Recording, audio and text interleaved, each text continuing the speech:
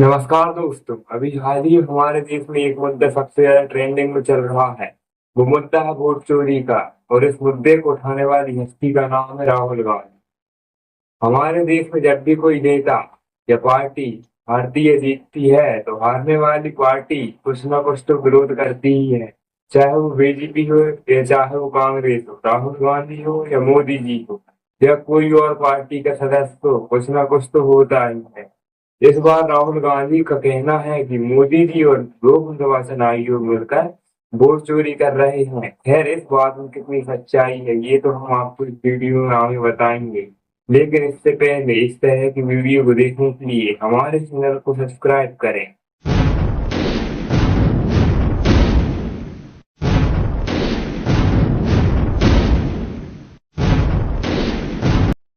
हमारे राहुल गांधी साहब ने कुछ पॉइंट बताए हैं जिनके आधार पर वोट चोरी की रिपोर्ट को सच्चा या झूठा साबित किया जा सकता है। पहला पॉइंट है वोटर लिस्ट में की नाम में हेराफेरी। राहुल गांधी ने आरोप लगाया है कि चुनाव आयोग द्वारा वोटर लिस्ट में जानबूझकर बदलाव किए गए हैं।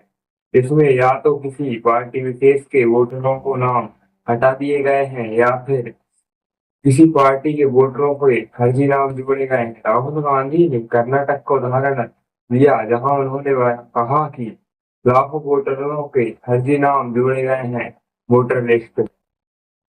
दूसरा पॉइंट है ईवीएम मशीन में गड़बड़ी। इस प्रकार के आरोप कई राजनीतिक दल और कार्यकर्ता लगाते रहते हैं।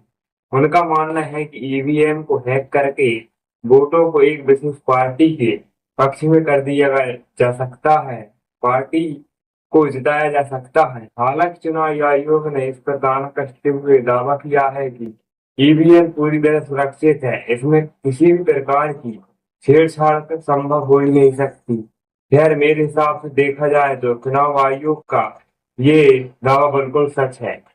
तीसरा पॉइंट है चुनाव आयोग पर पक्षपात का आरोप लगाया। राहुल गांधी और अन्य विपक्षी दलों का कहना है कि चुनाव आयोग बीजेपी के साथ मिलकर नतीजों को बीजेपी के हक में कर दिया है।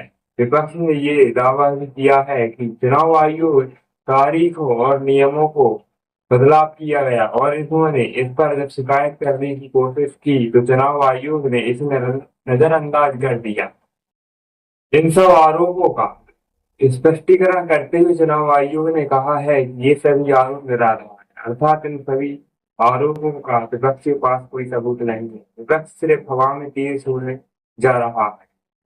उनका चौथा पॉइंट है बूथ कैप्चरिंग। इसका सीधा सा मतलब है कि किसी बूथ के पर जाकर लोगों द्वारा जबरदस्ती किसी एक पार्टी को उम्मीदवार को जिता देना।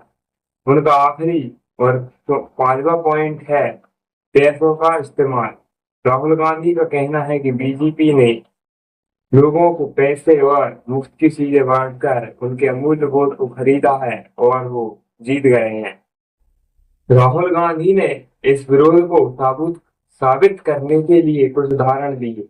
उन्होंने कर्नाटक का उदाहरण देते हुए कहा कि कर्नाटक के महादेवपुरा विधानसभा क्षेत्र में 1 लाख से ज्यादा फर्जी वोट डाली गई है और उनका मानना है कि इसी कारण से उस विधानसभा क्षेत्र में बीजेपी की पार्टी जीत पाई है। उन्होंने राहुल गांधी की साथ मिलकर पीएम नरेंद्र मोदी पर वोट चोरी का इतना बड़ा इल्जाम लगाया है। आपको ये इल्जाम सही लगता है या गलत?